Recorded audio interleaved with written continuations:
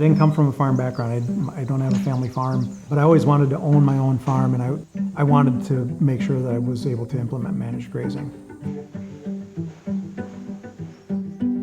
The density of the pasture, the fact that when rain falls, it infiltrates, it doesn't run off, being able to run more livestock on a smaller acreage, I just became convinced that that was the right way to farm. It was the best thing you could do for your land.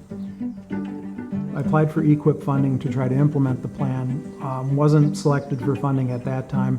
I've reapplied, I'm not even sure how many times, maybe three times for EQIP, and just never quite rose to the point where we could implement it. Nationwide, EQIP is only able to fund about 25% of its applications every year.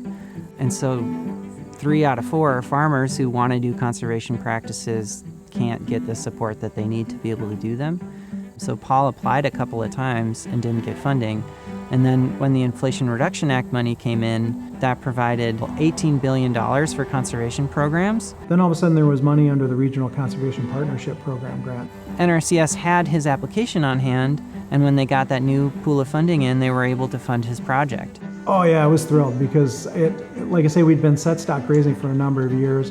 We weren't treating the soil the way that it needs to be treated. Finally, we've got the ability to put the water in, and now we can complete the system that we've been wanting to put in for the last 11 years. Thanks so much for joining us today, and thank you, Paul, for hosting us. Yeah, so we're here today. We're going to have a field day pasture walk talking about the project that we're working on right now. We're putting in a well, a water line, rebuilding fence, and we want to implement a managed grazing system here. Storm Team 4 Governor Scott Walker has declared a state of emergency in 13 western Wisconsin counties that have been drenched by torrential rains. We've had a huge increase in the amount of billion-dollar disasters in Wisconsin and across the country. During the 1980s, we had 5, and during the 90s, we had 4. In the last 5 years, we had 21. And so we're averaging now per year what we used to average in a decade. We need to be doing everything we can to try to address that problem. You know, here in Iowa County, we have flash flooding, and then it ends up blowing out the culverts, and we have roads washing out and bridges washing out. And the infrastructure cost of replacing all of that stuff every 2 or 3 years is just astronomical.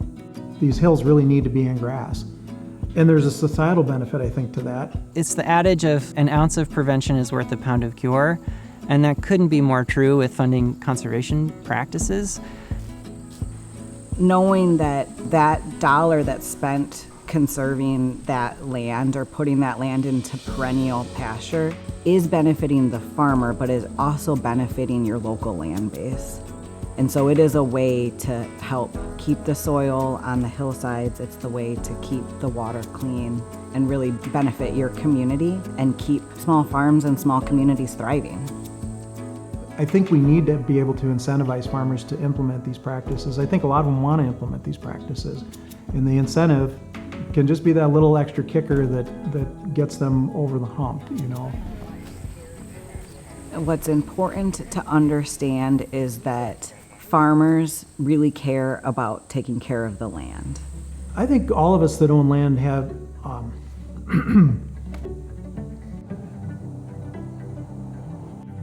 So I think all of us that own land have a responsibility to leave the land better than we found it. And I think especially if we're receiving the kinds of assistance that we're talking about here, it puts a higher onus on us to do a good job and to steward those resources in the best way we possibly can. I don't know why that question hit me, but it's just... And so that's why we work so hard to advocate for proper funding for these programs, because we want to fund 4 out of 4 farmers that wants to do these practices. It's an investment that we're going to get a return on almost immediately and for years and years to come.